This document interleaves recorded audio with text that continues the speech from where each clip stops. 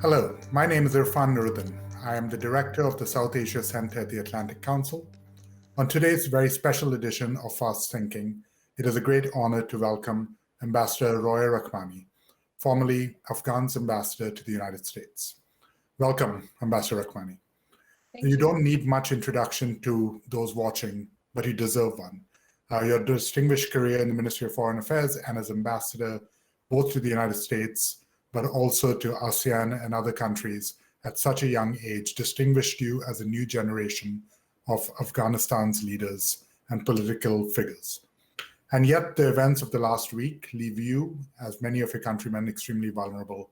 And so it's a great honor to welcome you to help us understand the events of the last week and what we should be looking forward to in the coming weeks.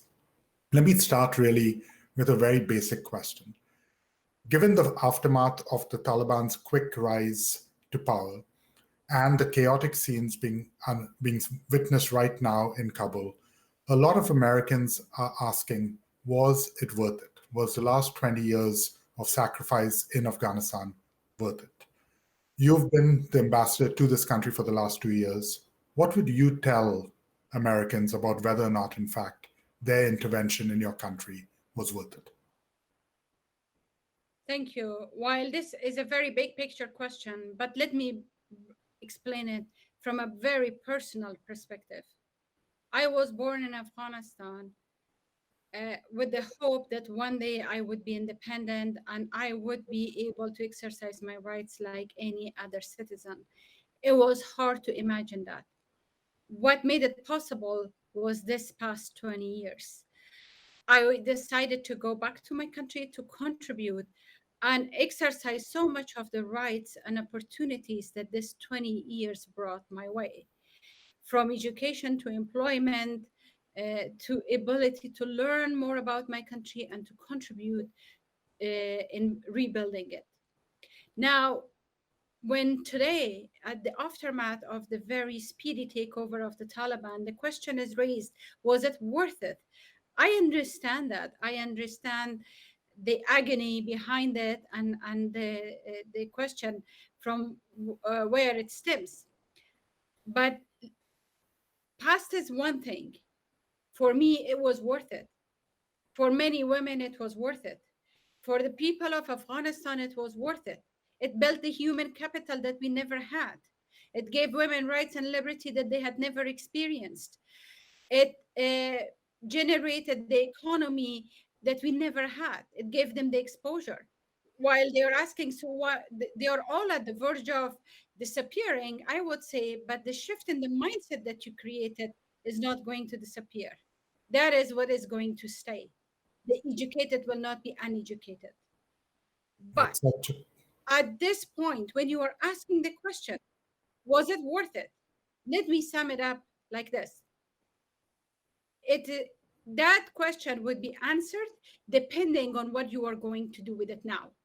You invested so much, are you going to abandon and say it was not worth it and we are gonna forget about all the sacrifices, all the investment, or you are going to still be committed and do something with it because there is still opportunity to do things. That's a really powerful call to arms, and one I want to get back to in a second. But one of the points I've heard you make repeatedly, and I want to give you a chance to expand on this. We've had a number of developments even in the last week in the way people talk about what comes next. And you have one camp that talks about strategy, and you have one camp that talks about counterterrorism. And then you seem to have a separate camp that focuses on women's rights, human rights, etc. But you have argued very powerfully that this is the wrong way to think about it, that women need to be at the center because women's rights are fundamental to our counterterrorism strategy. They are central to regional stability. Can you expand on that argument? What should policymakers in Washington understand about women and the role of women in Afghan society going forward, even if they really care about, let's say, terrorism, regional stability, grand strategy, etc.? Well, you already said it. The argument I am making, and I am not making it up, it's based on empirical evidence, is that if women's rights is not an act of charity, it's not only a moral responsibility, It is a national security interest imperative. And it's also very much directly linked and related to all the security strategies, whether it's counterterrorism or preventative measures or peace building, you name it. But to do this right, we have all learned over and over that the counterterrorism strategy, that the security strategies are directly linked and intertwined to economic development. Once again, women are right at the center of that. The social development, economic development, as the people who are really, especially in developing world, the one that are developing, building, and running communities and markets, local markets, or having a tremendous role in the safety, security, and economy. So to treat women's rights as a completely a different marginal issue as a nicety and a tech box is one of the failures of this era's foreign policy and strategy, and that should be remedied. I would like to end on this point by saying that what happens to Afghanistan will be determined by what happens to the women of Afghanistan. That is a very clear indication. Just look for that, monitor that. If that goes to the right direction, it is going to the right direction. If it is not going to the right direction, then it is not. And the impact of that would not be confined within the borders of Afghanistan.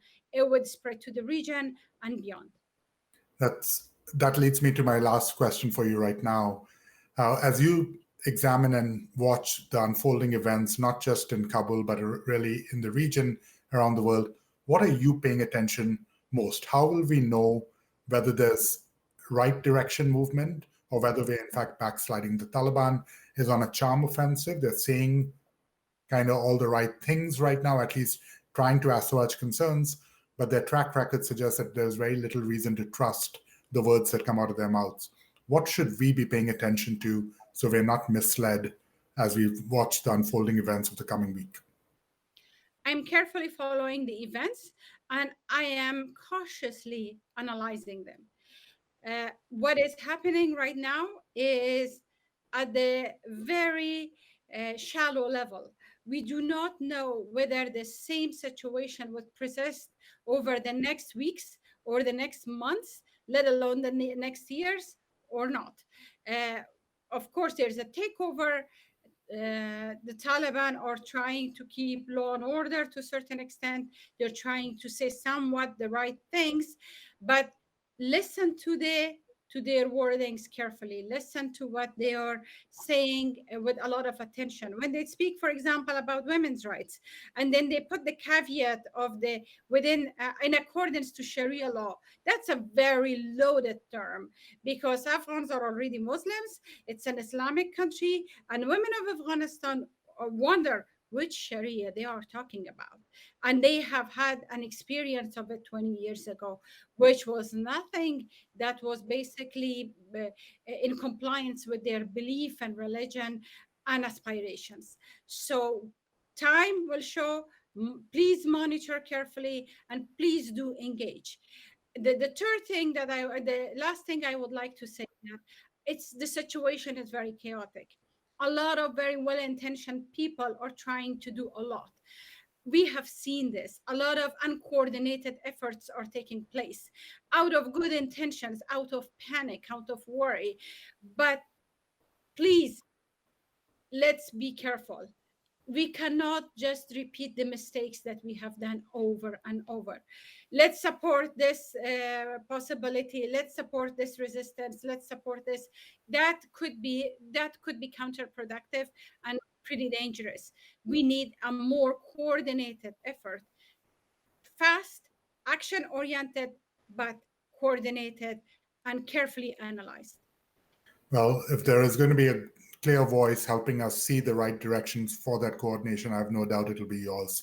We're grateful to you both for your service as ambassador, for being such a good friend to the Atlantic Council, and for being such a clear voice of moral clarity in these difficult times.